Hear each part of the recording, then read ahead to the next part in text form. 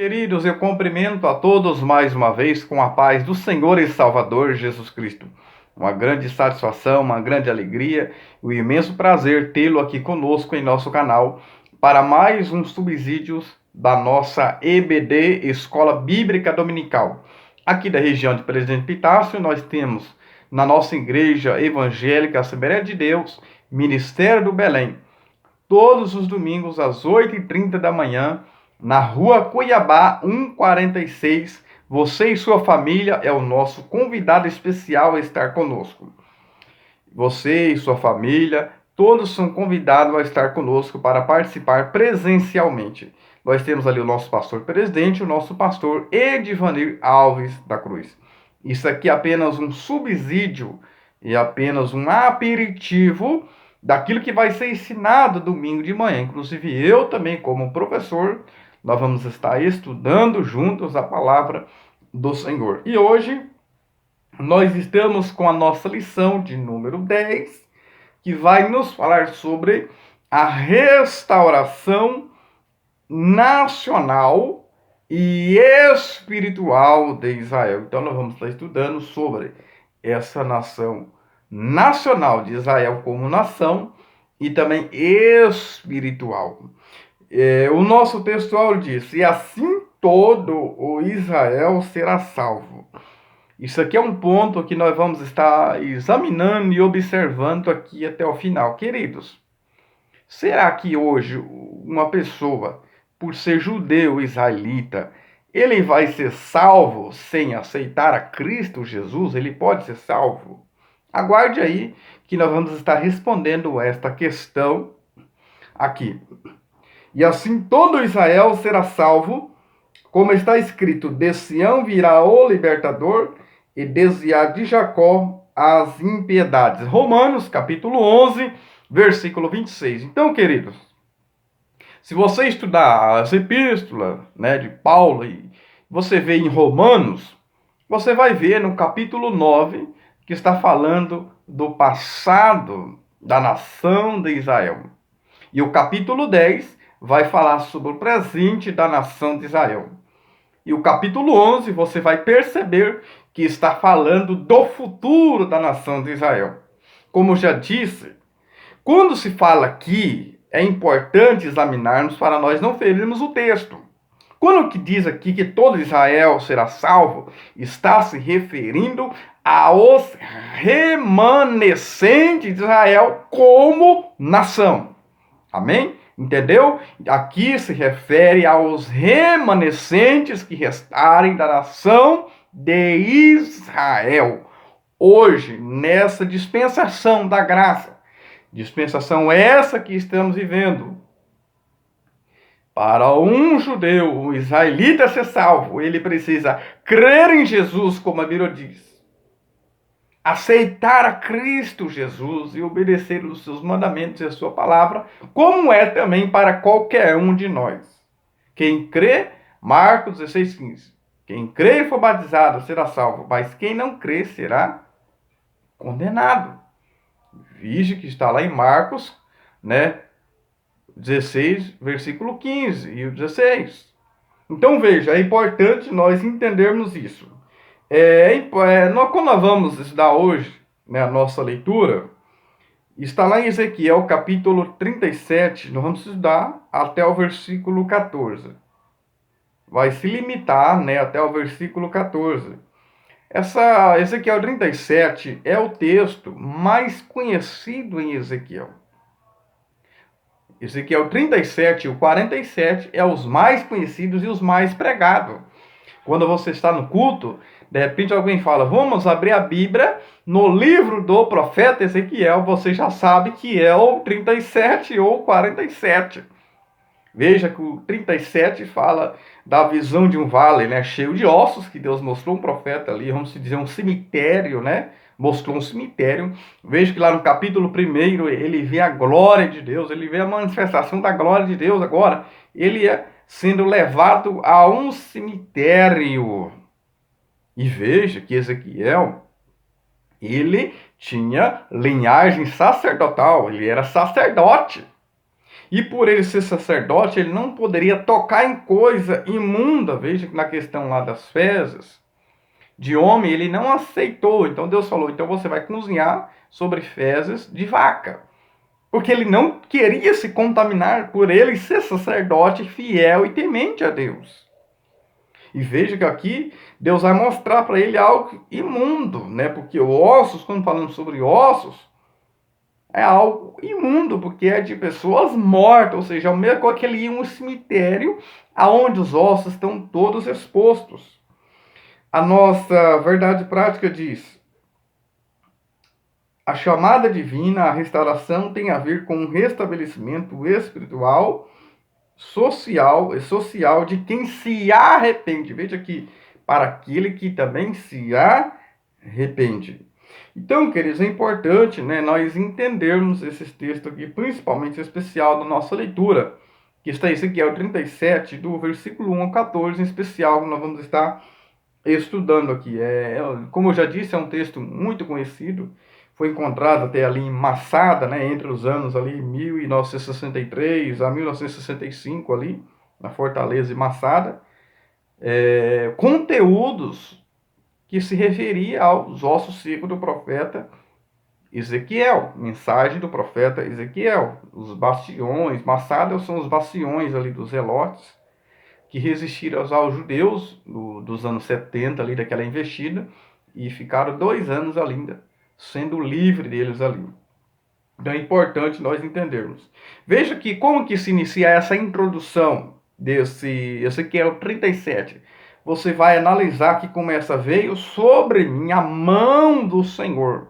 Ezequiel 37, verso 1, a mão do Senhor. Isso aqui é uma linguagem antropomorfômica. Ou seja, é uma forma, né, de Deus falar, de Deus se expressar em uma linguagem humana. Ou seja, mão fala da ação de Deus, fala do poder de Deus, como a Bíblia diz em Êxodo 13, verso 3, sobre o meu poder, a minha mão, o poder de Deus. E o Senhor me levou em espírito, ou pelo espírito, a um vale que estava cheio de ossos e ele foi colocado ali. Veja só, isso aconteceu com o profeta. Não sabemos se foi visionária ou ele foi levado literalmente a um lugar geográfico. Só que quando nós vamos estudar a palavra do Senhor, nós vamos entender aqui que são fatos semelhantes das outras visões que ele teve também. Então veja, ele foi levado, ele foi colocado, e o verso 2 fala que ele me fez andar ao redor deles. E ele analisava tudo ali, e os ossos estavam sequíssimos, ou seja, estava muito seco mesmo. Estava, vamos dizer, mais do que seco. Mais do que seco. Então veja, e o Senhor pergunta a ele, filho do homem, poderão viver esses ossos? E ele diz, Senhor, tu o sabe. Ele disse que não. Ele não disse que não era impossível, que não tinha jeito, mas ele colocou na mão de Deus. Deixou que Deus agisse, que Deus trabalhasse. Ou seja, ele usou a sua fé. Ele não disse que não tinha jeito. Ou seja, então o Senhor disse, profetiza esses ossos. E disse, ossos secos, ouve a palavra do Senhor. Ou seja, esse é um dos primeiros elementos da restauração, é a palavra do Senhor. Porque o que restaura o homem ou a mulher é a palavra. Então, os ossos estavam espalhados ali sobre a face, estavam por cima, não estava sepultado. Ossos era uma forma de se espalhar, como vemos aqui ao 37, era espalhado os ossos, também era queimado, como aconteceu com os ossos de Saul, e também é quebrado, né? Quando vemos quando o soldado quis quebrar o osso de Jesus, mas ele já havia entregado até o Espírito. Então veja, é a forma de punição. Agora, de Deus também a forma de punição era entregar para os cadáveres para que as aves viessem a comer. Isso está registrado em Jeremias 7, 33 e outras partes na Bíblia Sagrada. Então vamos, queridos, para a nossa introdução, que nós vamos entender aqui, que vai falar da restauração nacional e a espiritual da nação de Israel. Nacionalmente ela já foi restaurada, nós vamos entender isso aqui. Nós vamos ver que o versículo 15 a seguir, Ezequiel 37, né, fala da reunificação dos dois reinos, que são Judá e Israel. Fala dessa união, que é as 10 tribos do norte ali, né, de Israel, que foram dispersas e automaticamente hoje estão voltando ali através do exame DNA, estão reencontrando essas tribos novamente. Isso já é um plano de Deus, né? Porque nós vemos que todos nós sabemos que o reino de Israel ele foi dividido, o reino do sul, o reino do norte, Israel, e o reino do sul, Judá. Veja que Israel teve 3 reis ali que foi unificado. Foi somente o reino de Saul, Davi e Salomão. Depois, o filho de Salomão já começou-se essa divisão, que por final nós já estudamos isso já nesse canal aqui também. Muito bem, os ossos secos. O tópico 1 fala sobre o significado do vale de ossos secos. Primeiro, ossos secos.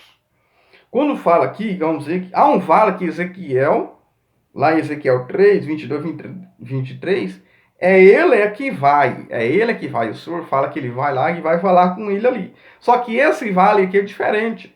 É o próprio Deus que leva o profeta. Não sabemos se foi visionário, né, de maneira visionária. Deus dá uma visão para ele na casa dele, ou se foi geográfico. Mas o fato é que foi mostrado para o profeta Ezequiel. Há um comentarista chamado Jacques Derek, que ele diz que visão são sonhos que temos quando estamos acordados. Deus mostra ali uma visão para ele, para o profeta. Nós vamos entender então a nossa palavra-chave aqui sobre o que é restauração. O que é restauração? Restauração quer dizer restabelecer, recuperar, voltar ao lugar novamente, reparar, ou seja, isso é restaurar. Restabelecer, nós vemos o capítulo 36, que o Senhor faz uma promessa ali, é importante ler o capítulo 36 para entender o 37, de que eles seriam restabelecidos novamente na sua terra. Isso você vai ver lá no capítulo 36 ali, você vai ver no livro mesmo, né, aqui ó, do profeta Ezequiel, o capítulo 36, nós vamos ver aqui, o versículo 23, vou ler o 24. E tomar-vos-ei dentre as nações, e vos congregarei de todos os países, vos trarei para a vossa terra, ou seja, trarei novamente, seria reabilitada novamente, seria restaurada novamente. Então, isso, a ideia de restauração é restabelecer algo, recuperar algo que foi perdido. Então, os ossos secos aqui, Ezequiel foi conduzido ali, os ossos secos, o comentarista vai trazer aqui, é uma revelação, uma profecia que anuncia de antemão uma restauração nacional depois de muitos séculos da dispersão entre as nações. Seguir, então, que será da restauração espiritual. Então, esses ossos secos aqui, qual o significado desses ossos secos? O que venha, né, entender sobre esses ossos secos? Primeiro, nós vamos entender aqui o significado do item 2. Muitos dos dispersos haviam perdido a esperança. Ou seja, nós vemos que já passou a nação de Israel, né, houve a diáspora da nação de Israel pelos assírios, 722.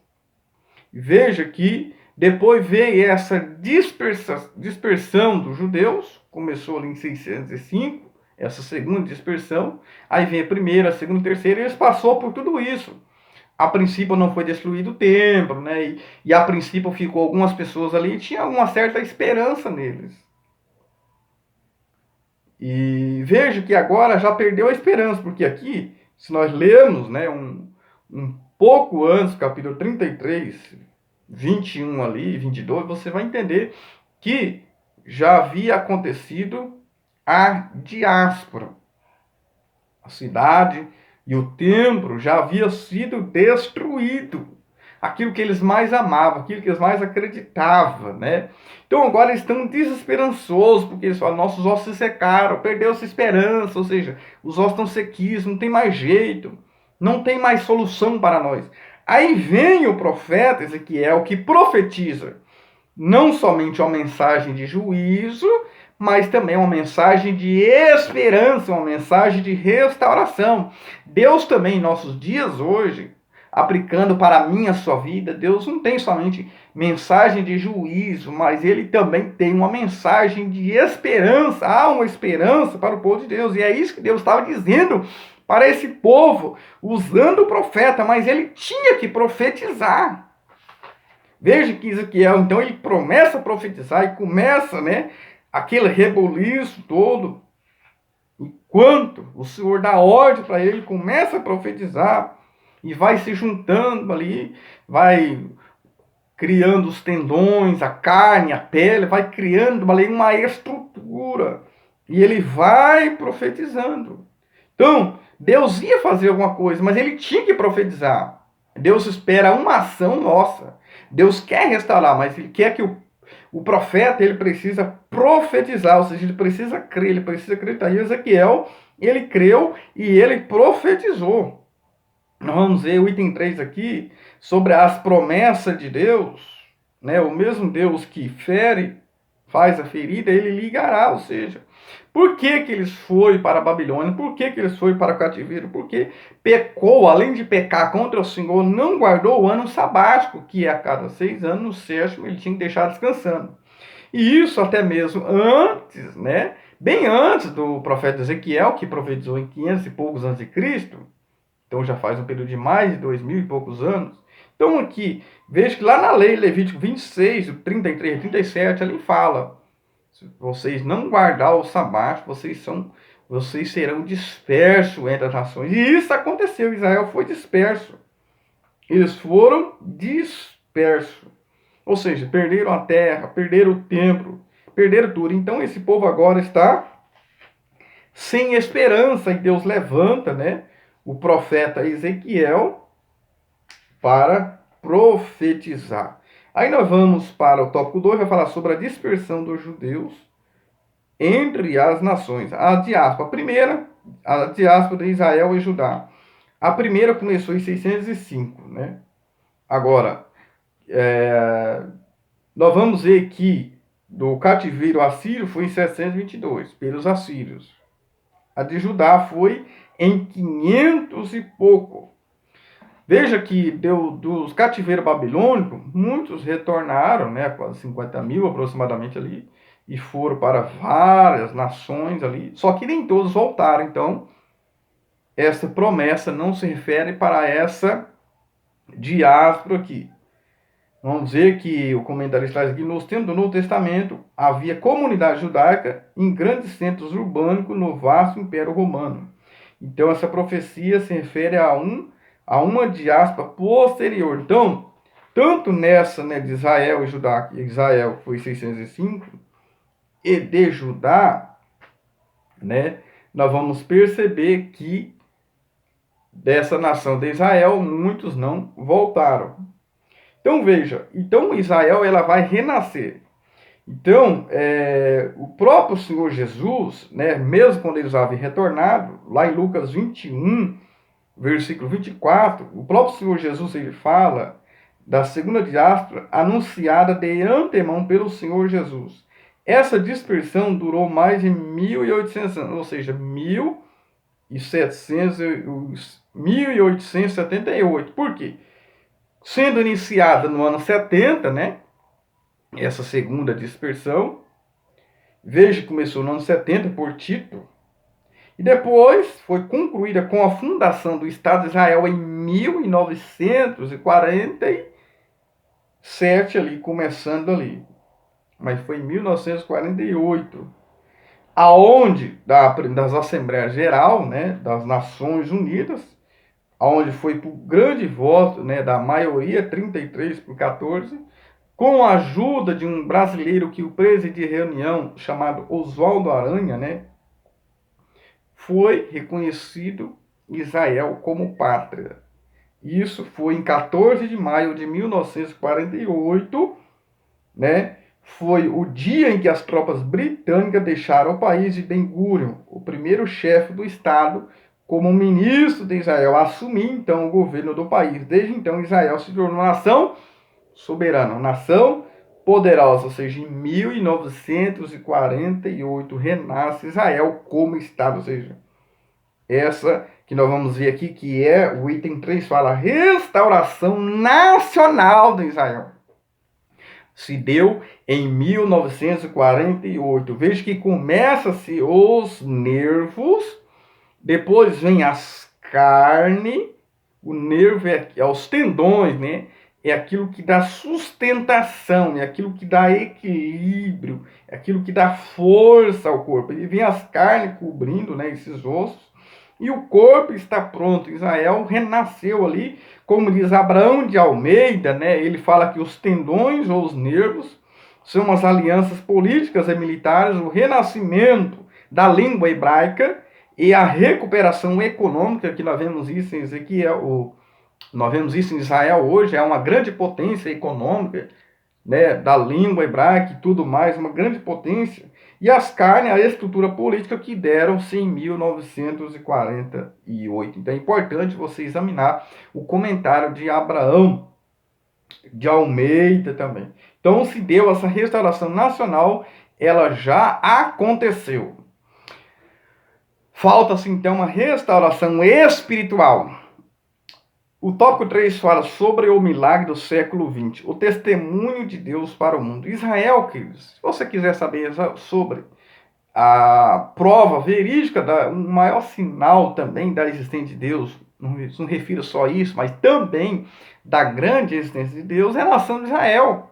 É a nação de Israel. Vou falar aqui o tríplice propósito dessa nação que está na Bíblia Sagrada. O primeiro é mostrar ao mundo o seu poder e a glória. Isso está lá em Romanos 9:17. Deus escolheu Israel para isso, para mostrar o seu poder. Segundo, dar ao mundo os seus oráculos. Foi através da nação de Israel. Você vai ver lá em Êxodo, né, capítulo 19, da entrega da lei, da aliança. Romanos 3, 1 e 2. Lê lá que você vai entender o que eu estou dizendo. O tempo é curto e limitado para me ler. E terceiro, dar ao mundo o Salvador. Você vai ver em Gênesis 12, do 1 ao 3, quando fala da chamada de Abraão, e também em João 4, 22, porque a salvação vem dos judeus. Então esse é o tríplice propósito da nação de Israel. Primeiro, mostrar, Deus usou Israel para mostrar ao mundo o seu poder, está em Romanos 9:17. Segundo, dar ao mundo os seus oráculos, a lei, a aliança. E também o terceiro, dar ao mundo o Salvador, ou seja, a salvação vem do judeu, ou seja, Jesus ele foi um judeu. Jesus, o Salvador, ele veio do judeu, mas ele veio, João 1,14, ele vai dizer, e o verbo se fez carne e habitou entre nós e vimos a sua glória. Mas primeiro, antes, fala que ele, o João 11, veio para que era seu e os seus não receberam, ou seja, os judeus rejeitaram. Cristo, então, foi crucificado. Mas todos quantos recebeu, deu-lhe poder de ser chamado Filho de Deus aos que creem no seu nome. Veja que Ezequiel profetiza, ele vai profetizando, ele vê um exército, mas um exército está de pé, mas está sem vida. Mas não havia neles o Espírito, diz a palavra no verso 8. E é o que acontece em Israel, eles não têm Espírito, eles não têm vida. Mas por que eles não têm vida? Porque ainda não haviam recebido a vida. Hoje Israel não tem vida, por quê? Porque eles não aceitou a Cristo. Quando eu falo sobre Israel, aquele que não aceitou a Cristo, não estou se referindo àqueles judeus, né? Judeu messiânico, aqueles que aceitou a Cristo, não. Eu me refiro àqueles que ainda esperam o Messias. Não estou falando daqueles que hoje se converteu a Cristo, né? Um judeu messiânico, não. Eu falo do Israel ortodoxo, aqueles que ainda não aceitou a Cristo. Por que está sem vida? Porque não tem um Messias, que é o caminho, a verdade e a vida, que é Jesus, João 14:6. Então, nós vamos entender o status de Jerusalém entre as nações. Israel é uma grande potência, né? 18 séculos de diáspora. Retornou como nação novamente. Jesus falou que Jerusalém seria pisada até que o tempo dos gentios se cumpra, que é o que começou com o cativeiro, sendo levado para o cativeiro ali, começando em 600 e pouco, e indo até, vai ser até a vinda do Senhor em glória, quando Cristo vir com a sua igreja. Esse é o chamado tempo dos gentios. O item 3 fala da restauração espiritual. Quando o Espírito da graça vier e derramar, os judeus reconhecerá Cristo, né? Não será enganado pelo anticristo, mas por fim vai reconhecer a Cristo no fim da grande tribulação. Então, precisamos amar o povo de Israel, amar a todos e amar a nação de Israel, como diz Salmo 122:6. Orar pela paz em Jerusalém, porque na sua paz nós vamos ter a paz. Os planos de Deus, Jó 42, o verso 2. Os planos de Deus não podem ser frustrados. Precisamos tomar cuidado com os dois extremos. Jogar Israel de lado e também não fazer judaizante, né? Dizer que é só os judeus que vai ser salvo. Não podemos entender esses dois extremos. Não falar que é só esse que vai ser salvo e deixar a igreja de lado. Não. E também não ficar só na igreja e esquecer Israel, deixar de lado. Porque Israel tem um plano. Deus ainda tem um plano para a nação de Israel. Esses ossos iam receber vida, vai receber o Espírito, ou seja, a restauração espiritual. Você vai ver Ezequiel 37, o verso 14. Você vai entender ali, lá em Ezequiel 37, você vai ver que há Espírito com E maiúsculo, tá? Você vê Ezequiel 37, o verso 14, e porém em vós o meu Espírito, o Espírito Santo, com E maiúsculo. Só que aí nós vamos ver momentos antes que ele recebe o Espírito de vida, com E minúsculo. Então é importante entender que Deus tem um plano ainda para a nação de Israel. Eles foram restaurados nacionalmente, mas precisa ainda dessa restauração espiritual ainda, que esse fato ainda vai se concretizar.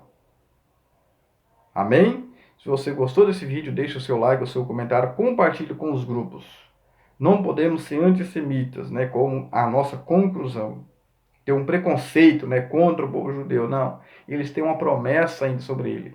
E a maioria das promessas na Bíblia Sagrada, boa parte dela, mais de 70%, é direcionada à nação de Israel. Então, precisamos entender e reconhecer. Não podemos perder a esperança, porque quando Deus fala algo, quando Deus promete, Ele cumpre. Amém.